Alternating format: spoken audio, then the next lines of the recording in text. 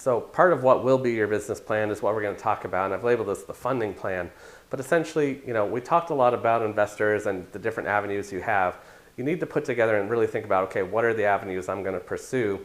But not only that, once you get the money, depending on what those sources of money are, is what's sort of the big picture for them, Are they investing $100,000 as a loan, or is it equity? Do they own part of your company, or is it a loan you have to pay back? How involved are they going to be in the company? Are they just giving you the money and you do what you want with it, or are they going to be asking for weekly reports?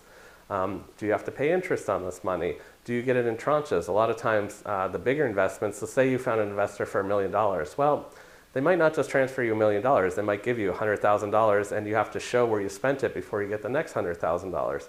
That's a very common method when it comes to the bigger the investment, that's how it'll be structured. So you need to think about all these things, and that's part of your funding plan. So when you're writing, that part of your business plan, and it's not just how much money we need and here's what we'll spend it on. You need to talk about, well, here's how far it'll get us.